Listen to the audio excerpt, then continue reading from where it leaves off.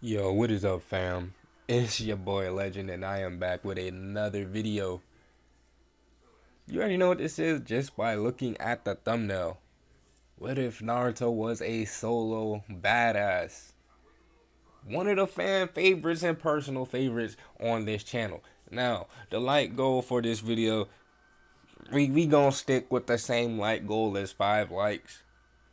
Y'all actually have been crushing that like goal, but we gonna stick with that same like goal. But yeah, I don't know why, but like I'm just like in a real good mood, but there's just like nothing to do right now. But that's besides the point. If you guys liked the video, make sure you hit that like button, subscribe while you're at it. But without further ado, let's just get into this intro so we can start this what if. さすがは仮にも影の名を背負う忍びたちだ。ならば内浜田らも全力で答えよう。おかげも何も全てが無駄になることも。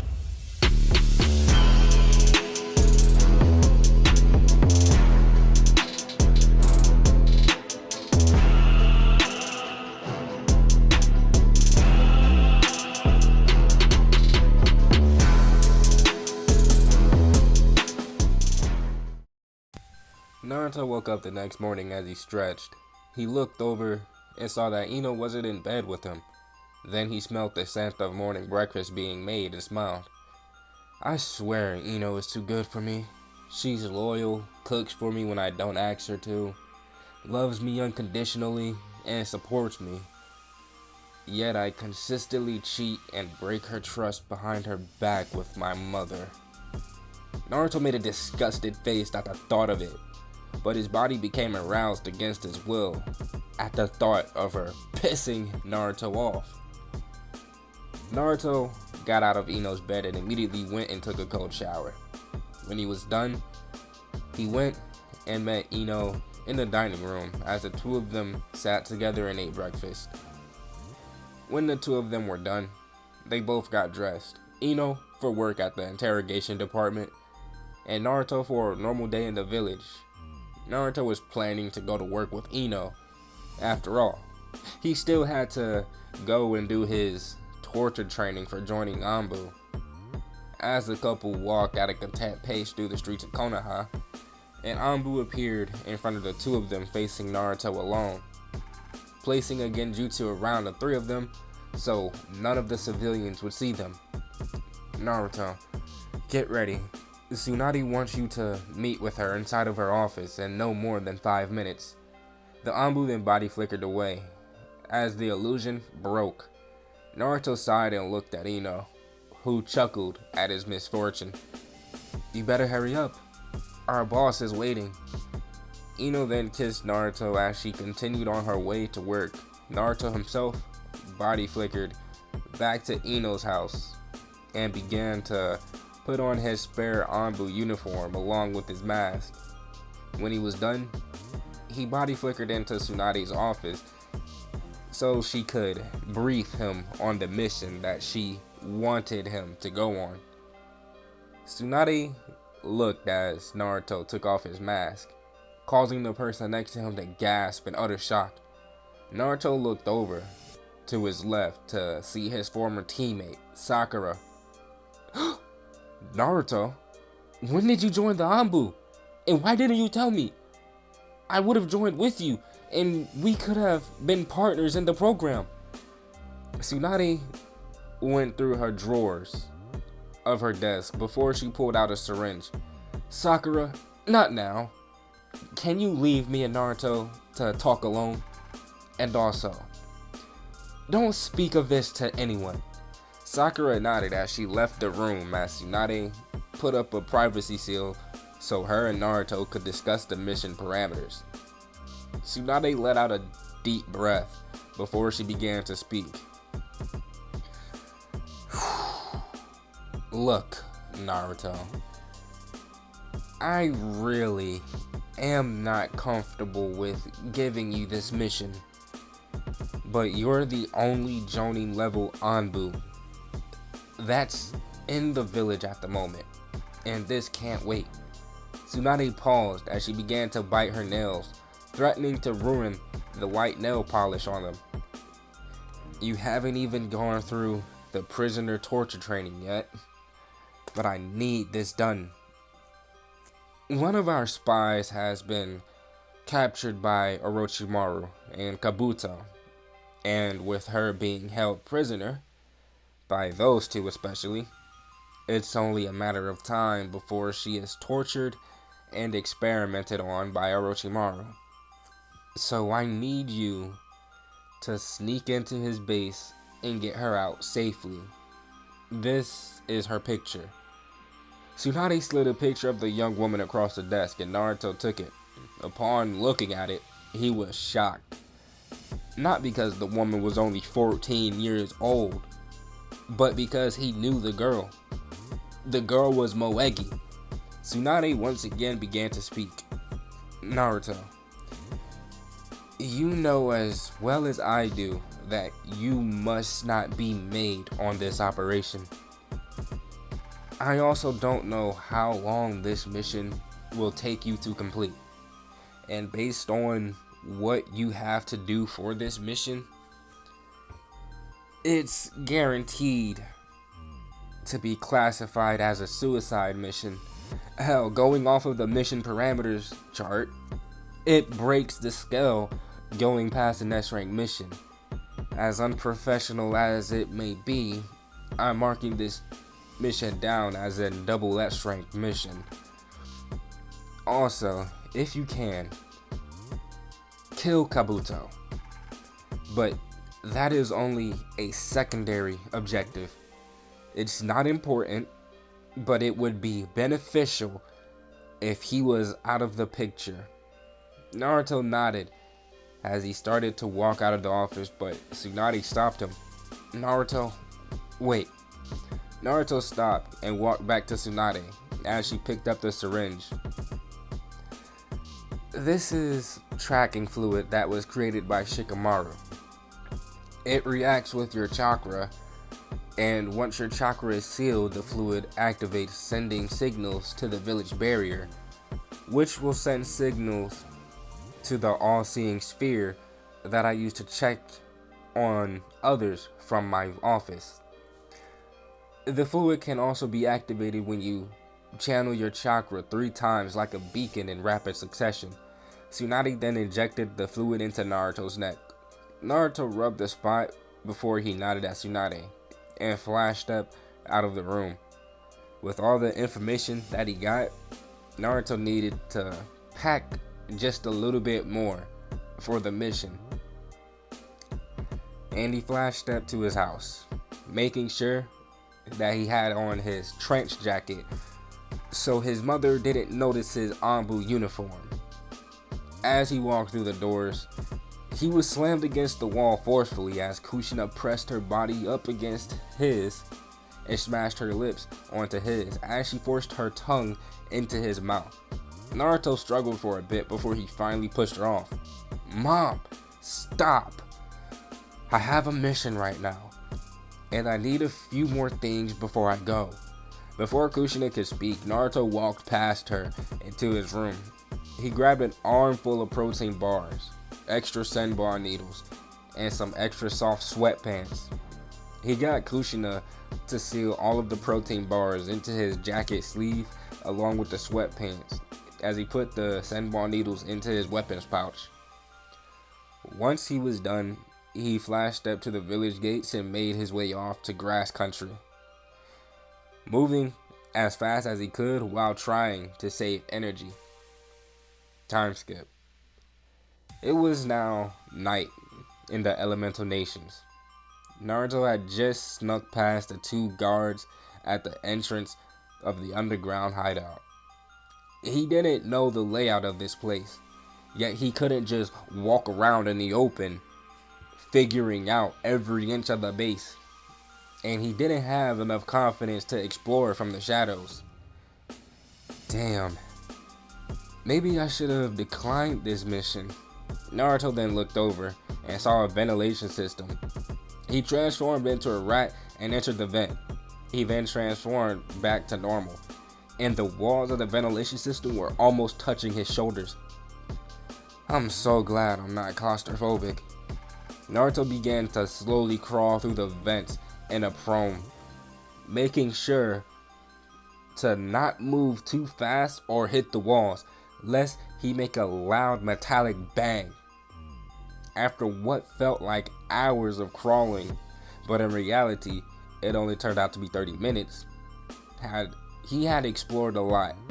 He found the kitchen, a training room, the place where Orochimaru did his experiments, the place where he stored people that he planned to experiment on, a bedroom with a purple-haired girl inside, another bedroom with a little boy inside, a bathroom, and a cell that was holding Moegi inside. Naruto tried to see what injuries she had through the slits in the vent, but he couldn't get a good look.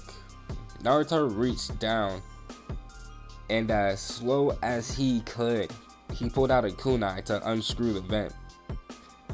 When the screws were loose enough, he put the kunai away and unscrewed the rest by hand. Once the vent was open, Naruto peered out at her. She had wounds primarily on her arms and legs, but other than that, she was fine. Naruto took off his mask and looked around the room. She was the only one that resided inside. Naruto then whistled, catching Moegi's attention as she looked up to see Naruto with a finger to his lips as he looked down at her from inside of the vent. This made her eyes widen in surprise and relief. Naruto whispered to her, "How are you holding up?" Moegi didn't know how to answer that. She was being held prisoner, getting tortured, barely ate, barely got any water, and her wounds could easily get infected. I'm really scared. Naruto nodded. Just hold on a little longer. Within a few days, I will get you out of here, but I need you to trust me. Moegi nodded, and Naruto closed his eyes and entered his mindscape. Hey Fox, your chakra heals me. Will I be able to use it to heal other people?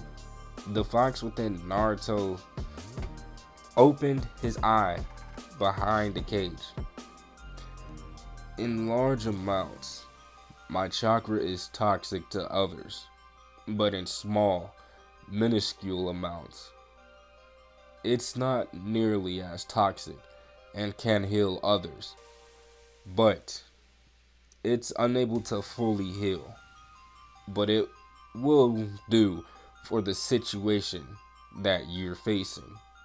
Naruto nodded as he left the mindscape and transformed into a fly. He then flew into Moegi's cell and returned to normal. He formed a dime-sized amount of the fox's chakra on his finger and jabbed it into her chest. Moegi's wounds started to close and stitch back together slightly, and the bruises began to fade as her energy was replenished. But she felt slightly sick. It was to the point where she couldn't stand. She had to kneel with her head down. As she took many deep breaths, it felt as though she were going to throw up. Naruto himself entered back into the vent and closed it. Alright, now to get eyes on Kabuto. Naruto put his mask back on and continued to crawl through the vents. The next day, Naruto silently ate a protein bar as he watched Orochimaru experiment on Taiya. As he watched, he wrote down everything that he saw and experienced inside of a notebook that he had with him. How he made calculated cuts around Taiya's eyes, how he inserted a new pair of eyes that were activated with the Rinnegan Dojutsu, and how Kabuto came and healed the area around the eyes so that the sockets would perfectly hold the Dojutsu. He even saw the purple or maybe blue hair woman come into the room with a nervous look on her face. Here's the vial of my blood you asked for, Orochimaru-sama. Naruto was appalled as he heard that. He became even more appalled as he watched Orochimaru inject said blood into Taiya's heart. Naruto then saw Kabuto leave, and Naruto followed him slowly and quietly through the vents. Naruto continued to follow until Kabuto reached his bedroom. And from the vent, Naruto tried to see what all Kabuto had inside of his room. One thing that caught his eye was the headbands that he had from every village in the elemental nations. Another thing that the blonde noticed was an extensive array of vials with different colors of fluid inside of them. If Naruto had to guess, he would say that they were a variety of poisons. Naruto would most definitely be back to check at a better time. Naruto slowly crawled his way toward the prison cell where Moegi was being held. He was curious about something. How the hell did she get captured? And when the hell did she become a spy? As he crawled through the vents, one of the ducts made a sudden creaking noise as the old metal strained, causing it to make some rather loud and unwanted noises. Naruto froze and stopped moving, but the duct that he was on continued to strain underneath all the weight. Mentally, Naruto was panicking, but physically, Naruto was shitting a brick. Yet somehow, he remained calm. That portion of the vent finally broke underneath all of the weight, and he fell from the ventilation system into the room of Yukimaru. Like a cat, Naruto landed on his feet in a crouched position. He made no sound when he landed, but the portion of the vent that fell with him made the loudest bang sound, causing Naruto to curse in his mind. He really hoped that no one heard that, but as he looked up, he saw a little boy in front of him with wide eyes. Naruto slowly put a finger up to his lips over his mask. Naruto then removed his mask slowly and gave the boy a smile. In a whisper, he started to talk to the boy so he could calm him down and get the boy to not snitch on him. Hey, what's your name? Mine is Naruto. The kid blinked and responded. My name is Yukimaru. Why did you fall from the sky? Naruto wanted to chuckle but didn't because his life was on the line. I can tell you, but you have to promise that you won't tell anyone, not even that blue-haired girl that you like. Yukimaru nodded vigorously. You mean Gurren? I promise I won't tell anyone. Naruto smiled. Okay. Well, the truth is, Orochimaru is holding my friend as a prisoner, and I have to get her back. Orochimaru is a really bad person, so I'm using the vents to move around without getting seen. Yukimaru looked down in sadness. He knew Orochimaru was a bad person, but there was nothing that he could do about it. He's even overheard Orochimaru threaten his life to Gurren. At that very moment, Gurren burst into Yukimaru's room. Naruto could sense her approaching a while ago from her own room, but there was no place for him to go. He couldn't just leave Yukimaru to go back into the vent because the kid would no doubt give away his position just by looking up at the vent without saying a word.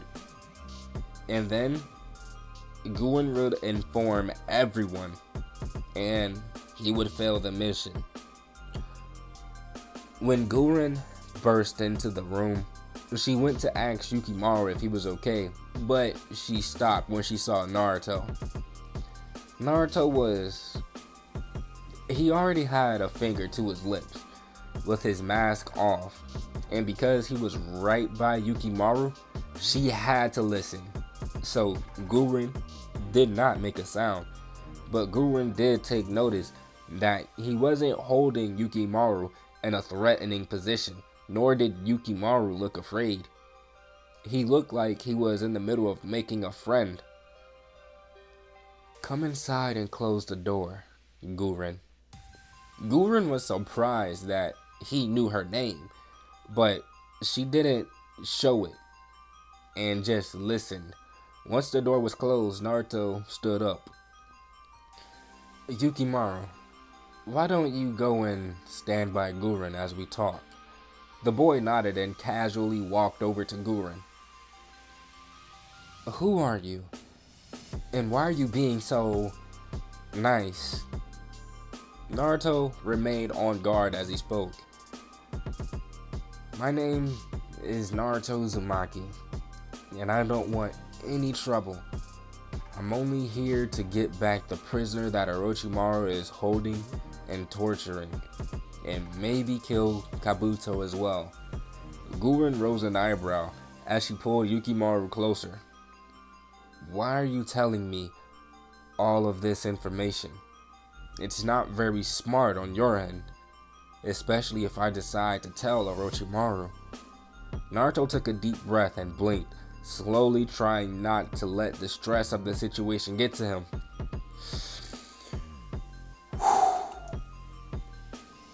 "Because I hope that me being honest with you will help me get your trust so you don't tell that I'm here.